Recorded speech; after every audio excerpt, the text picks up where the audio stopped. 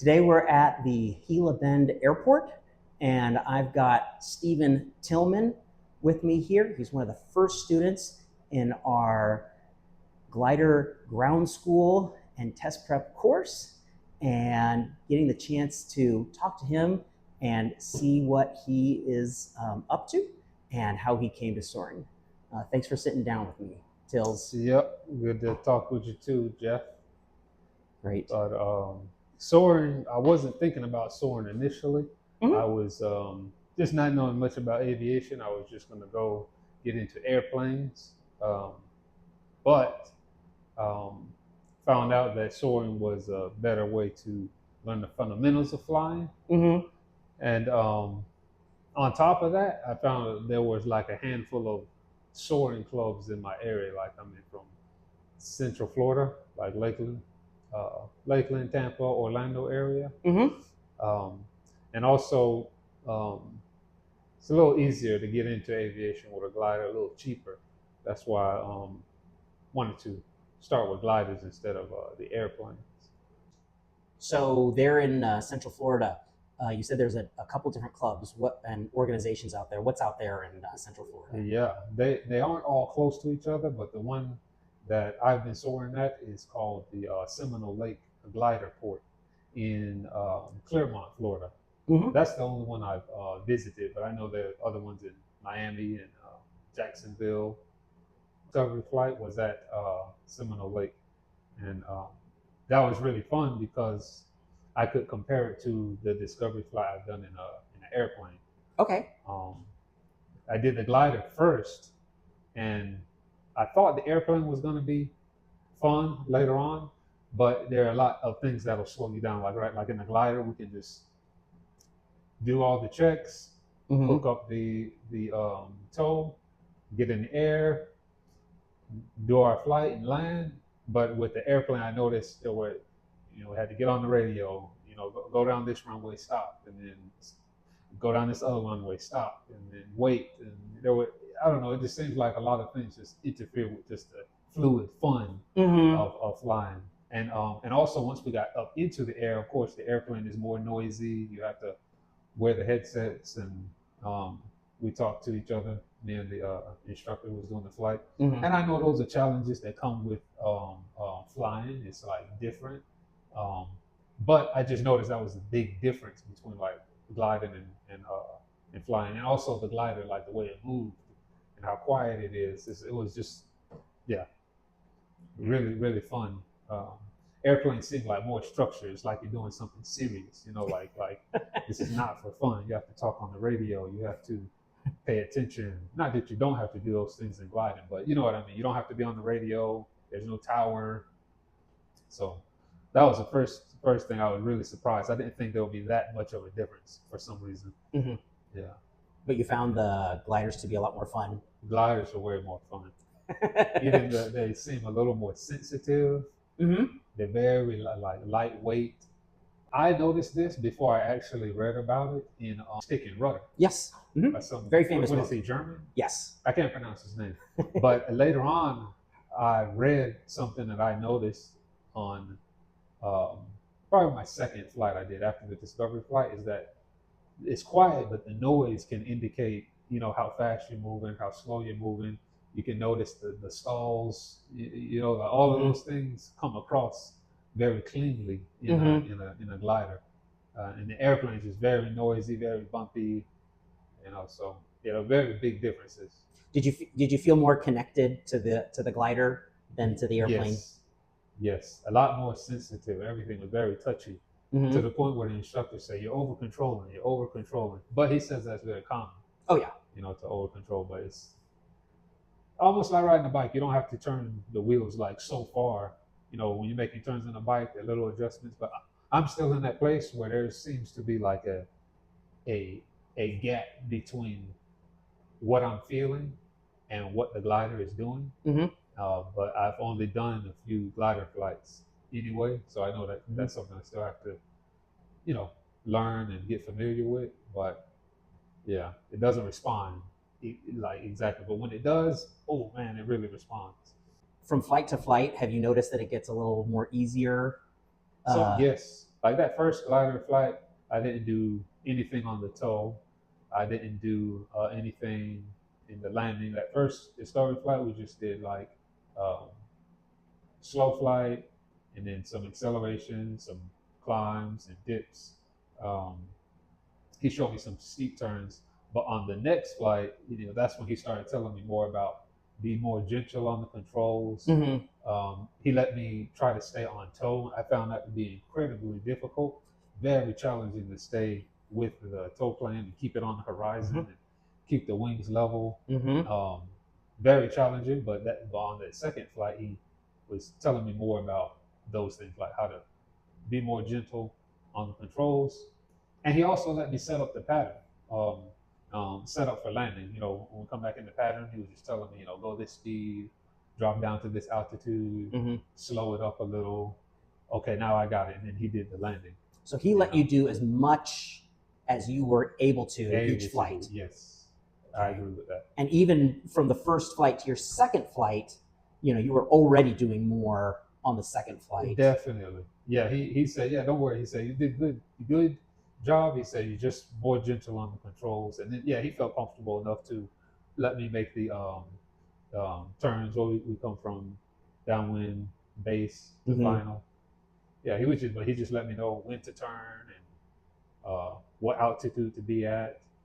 Like the flight that I did today, we focused a lot on the toe because I told him that's what I was having a challenge with. And I think the biggest takeaway I had from today's flight would be um, getting rid of the slack in the line. He was telling me don't chase the plane, the toe plane.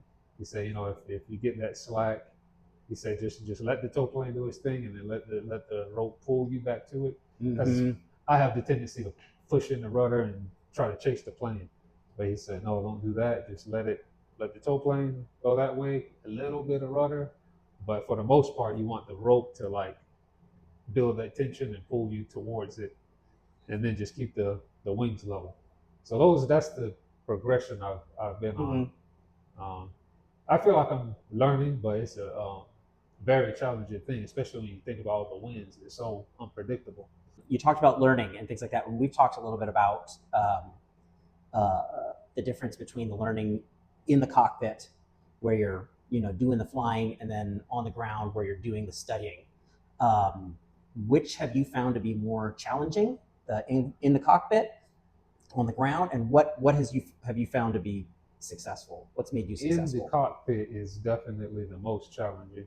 Maybe because with the books you have access to all the information and you can look at the charts and the videos over again. Pretty much just reinforces things from the study. So for example, the first thing I felt good about and really noticed was the altimeter reading, and just bouncing what I thought the altimeter was reading, letting the instructor know, hey, are we at 1,500 feet? He'll say, yeah. Now we're at 1,800 feet, and I'm looking at it. We're at 2,000 feet. You're getting a feel for that. We didn't discuss the magnetic compass a lot, but I was watching it. When he would do some wing overs and some 180-degree turns, and you notice that weird thing how west is on the opposite side and east is on the opposite side, and it really clicks when you see, like, it seems arbitrary in the book when they might talk about the east and west being opposite and north and south, but when you see it in the cockpit, you understand that it had to be that way. They had to build it that way for it to actually work. Mostly the instruments, what I'm talking about, those are the things like the airspeed. I noticed when the instructor was telling me to stay at certain speeds when I'm coming in, when I was setting up for the landing that he did, watching the airspeed indicator, and how he was telling me that if you keep we look at the airspeed, if you keep the nose on the horizon, it's slower. And if you can notice, if you drop the nose, the airspeed will go up. And those things is very clear. They come across in the book, and it's really exciting to see them in the cockpit at the same. When you're actually up there, that's pretty cool. It's like gives the study meaning. It doesn't feel like arbitrary book work. But I would say book work, informs the flying is that yaw string. I think I got the concept where you gotta step on the head of the Step on the tape, step on the head. Some people say, yaw yep. string. But I noticed it takes some getting used to how, if it's your first time in that particular glider, you're not sure how worn out the rudders are. But I get the idea. But trying to get the yaw string to stay straight based on those ideas, um, yeah, that informed me as to what to do in the cockpit. But maybe the challenge had more to do with getting used to the actual controls. Yeah. And you'll find, when you move to different gliders, the wings will be longer or shorter, the tail will be bigger or smaller. Yes. And, you still have to do that same motion to get that yaw string straight, but some gliders are going to need a little more and some are going to need a little less. Right. And so, you get into any different type of vehicle, different bicycles feel a little differently, different cars drive a little differently. You got to use a little more force and things like that. So I find that that's totally natural, and that each one is a little different. So I see that all the time, and even in my own experience and stuff. So okay, yeah, that's no problem. So you're already at the point where just a couple of flight lessons in, you're already making connections between what you're studying on the ground and the flying, and you're making connections between the flying and what you're studying on the ground. Yes, for sure. I think more of the book work now has a lot to do with the controls, and the instruments, and some of the maneuvers. We can, like, for example, today's flight too, and even in that first glider flight, the adverse yaw, that comes up all the time. And it's very interesting how, like, in the book, you wouldn't think that could happen, where you're trying to, without the rudder, just bank to the right and the whole glider wants to move to the left. But to see that and then see how doing the rudder actually corrects it was interesting also. Speaking of things that informed the cockpit lessons. Oh yeah. Awesome. Yeah.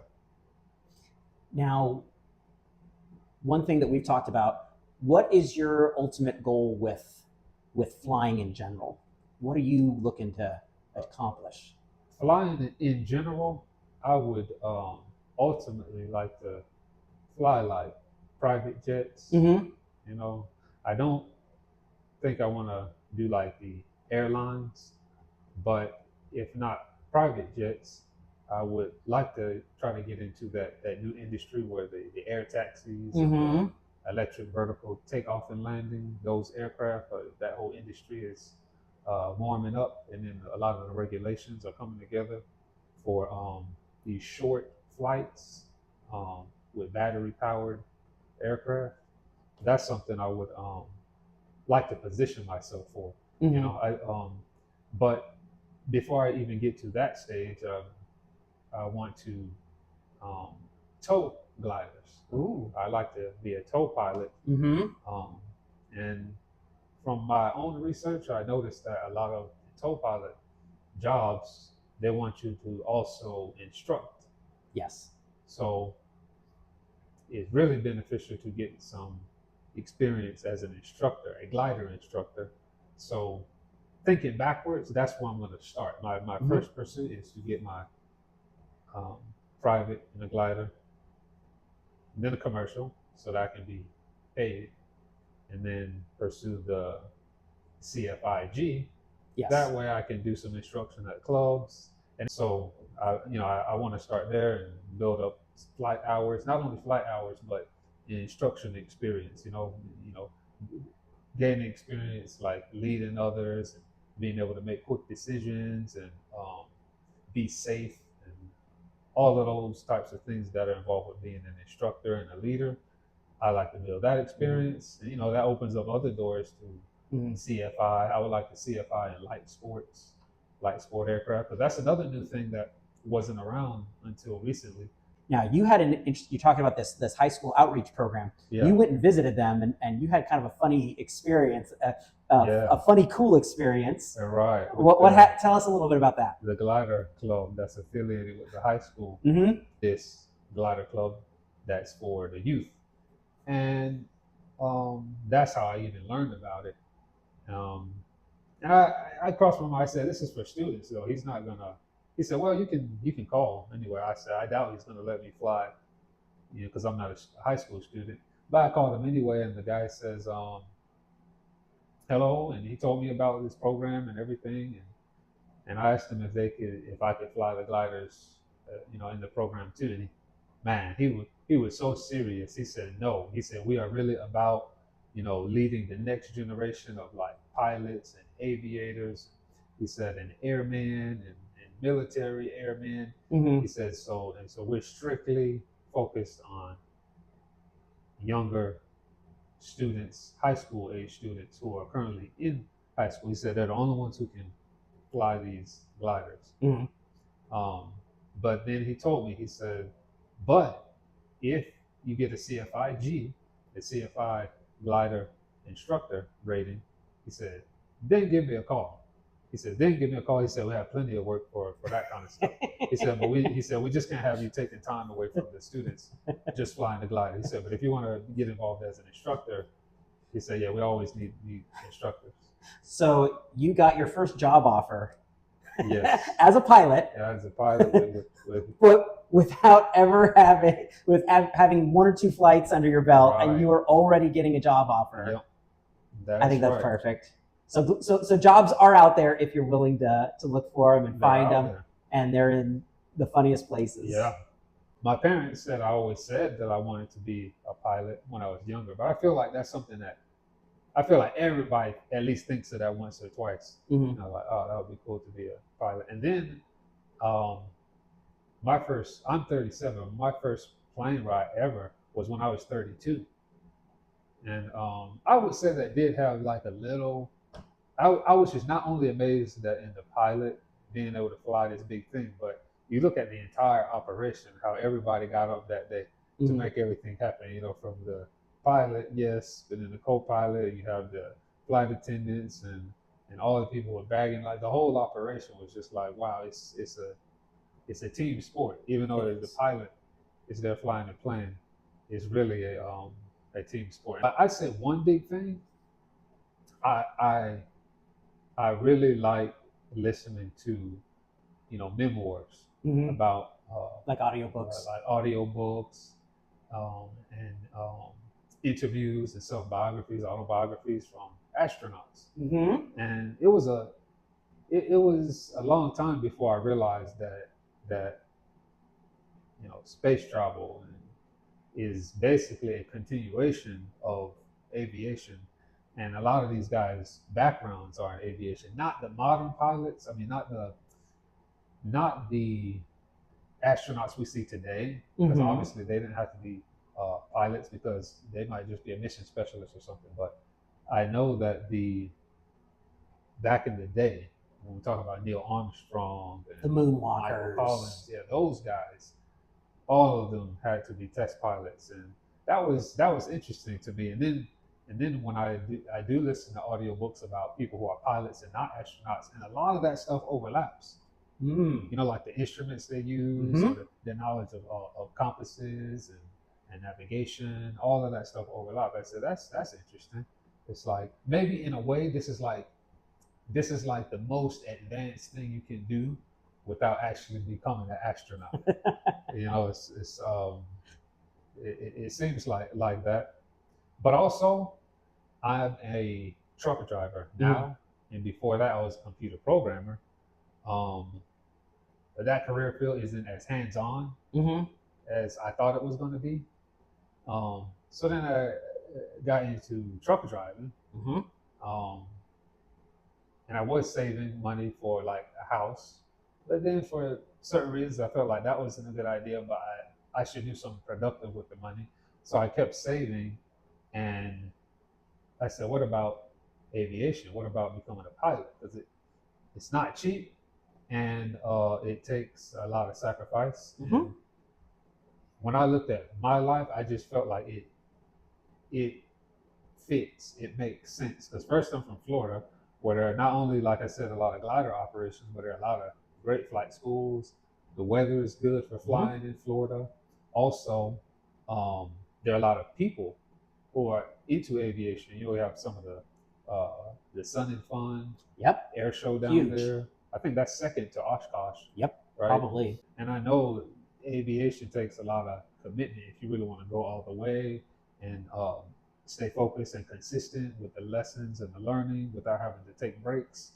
So I just feel like I have a lot of space and opportunity to pursue something like this. But also, speaking of the like I said, computer programming, I like that you have to think to do computer programming, but it really wasn't that hands-on. And then I like trucker driving because it is hands-on, but it's pretty like brainless. You don't have to do much thinking. That's how I get to listen to audiobooks, you know. But when you think about aviation, it's like the most white collar, blue collar job. It's hands on, and there are a lot of different variety of jobs that are hands on and hands off. And then a lot of it requires you to think, and especially when you're learning, think deeply. Um, and I just think it's something that brings those two worlds together really good, right? Like blue collar hands on work with more white collar knowledge work. It kind of, those things just blend together. And I like both of them, but you really won't find both of them in trucking alone. And you won't find both of them in just computer programming alone. And a lot of people in programming, they just are those kind of people who like to see how things work. Problem solving. Yeah, problem solving. And then in aviation, there's a ton of that from the equipment on the ground, the equipment inside the aircraft, how the instruments work, different versions of the same instrument, whether they're electronic or whether they're like analog, and you know, it's something that keeps your mind going, but it keeps your hands going too, because you have to be able to finesse the controls, to, you know, to achieve certain things or to follow certain instructions and flight paths. You have to be hands-on and have your dexterity, but you also have to be able to think and understand, to, you know, follow all the rules and stay safe and everything out there. Yeah. So you had these opportunities that were around you that you didn't even know were there. Yes. What did you do to find those opportunities? Yeah, I did start, like I said, start with airplanes. So I found a local school.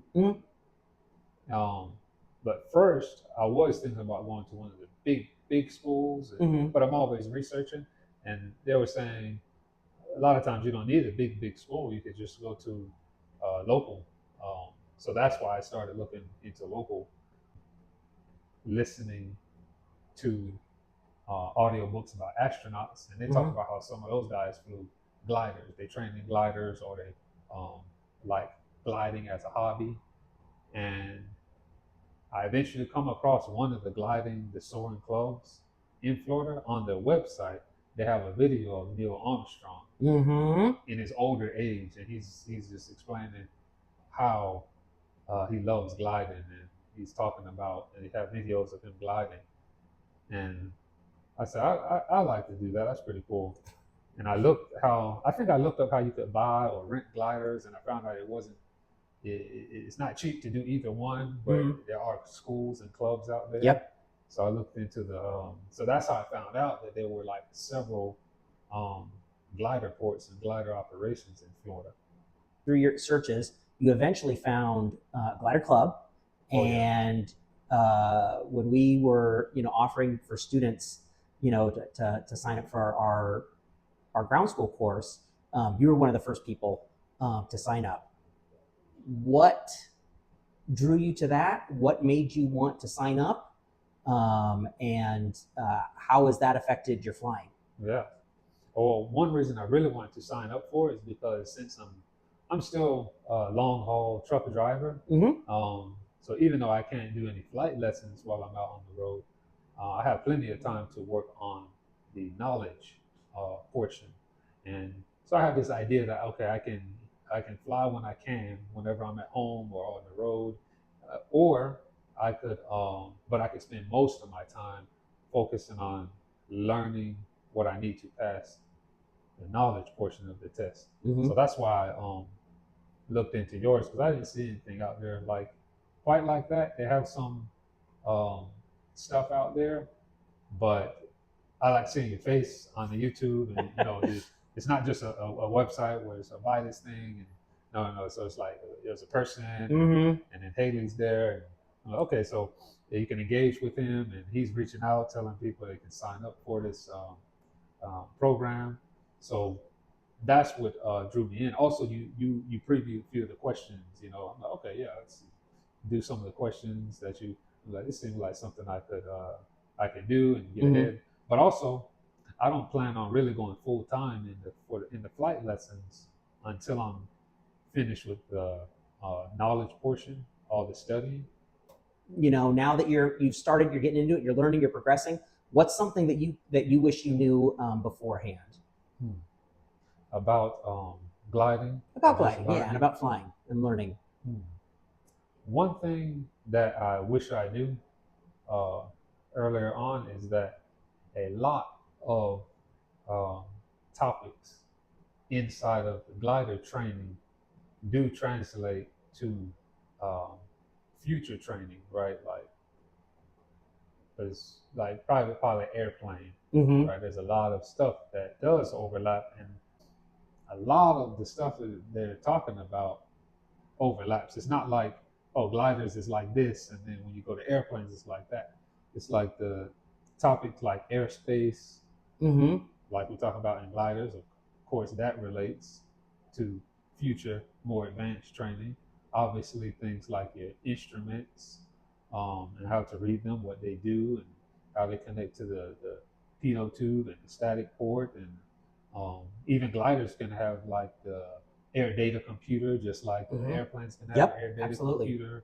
Um, you need to learn about weather, because they're going to test you on that in the glider training.